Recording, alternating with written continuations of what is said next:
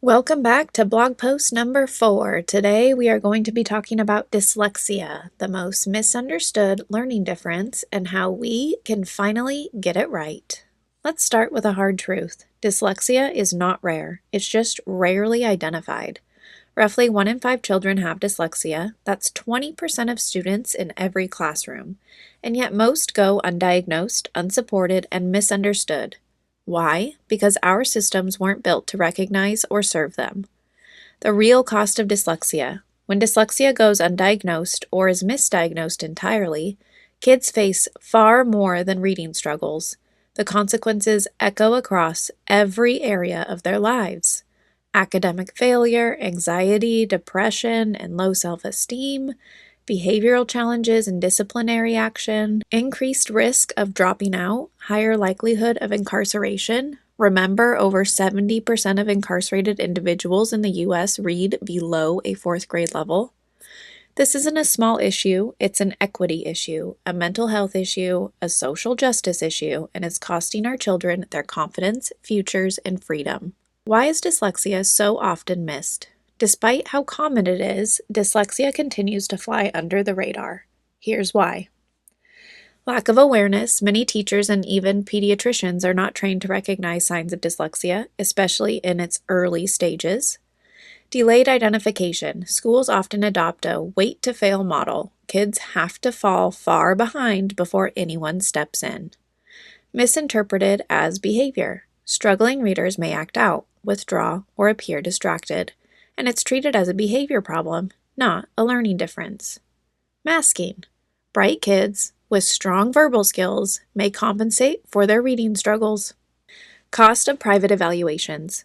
Getting a proper dyslexia diagnosis often requires costly private testing, sometimes upwards of $2,000, which places it far out of reach for many families. And that's just for the testing.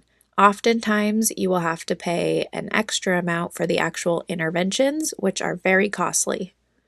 So who is supposed to help? Technically, schools are required to support all learners under the Individuals with Disabilities Education Act, but here's the reality. Most teachers are not trained in dyslexia. Most reading programs are not aligned with the science of reading.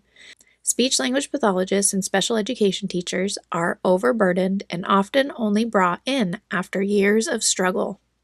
In other words, the people meant to support these children aren't equipped to do so. The science of reading, a game changer.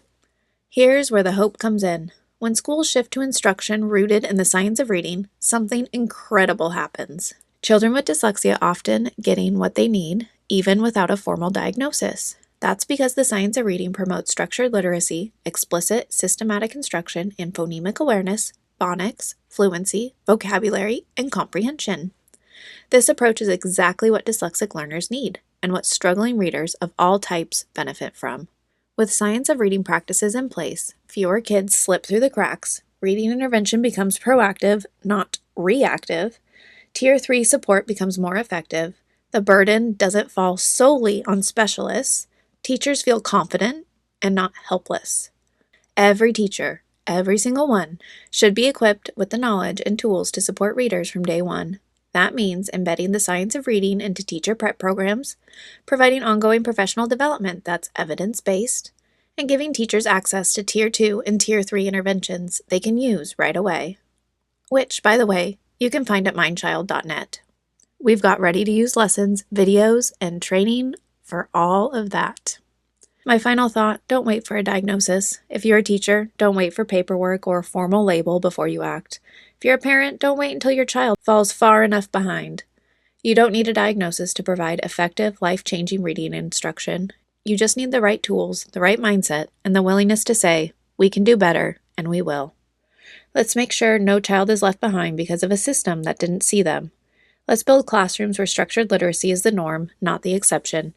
Let's change the story for kids with dyslexia, starting now.